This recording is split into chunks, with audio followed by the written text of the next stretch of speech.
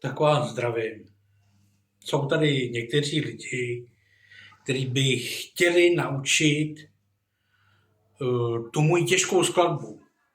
Tak jsem se rozhodl, že vás to naučím.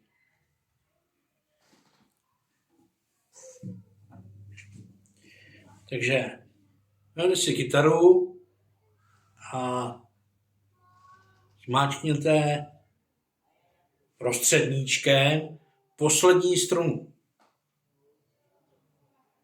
A nemyslím prostředníkem, jako že bych ukazoval na vás fakáče nebo něco takového, to zase jako ne, jo. Ale myslím prostředníčkem prostě, jo. No, držíte tu poslední strunu tím prostředníčkem a tady prostě zahrajete tento.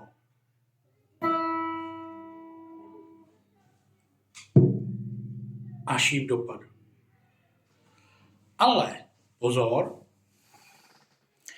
jsou tady někteří, kteří mi správně řekli, že tato písnička, tohle to byl cover, víte? V originále se jmenuje Ší pletí savanou. Ale to je daleko těžší. To se nenaučí jen tak někdo.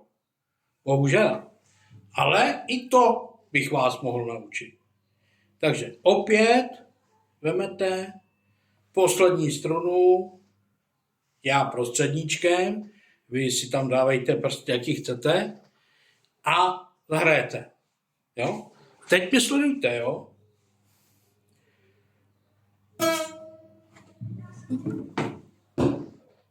To je ono. To je ten Ší pletí savanu.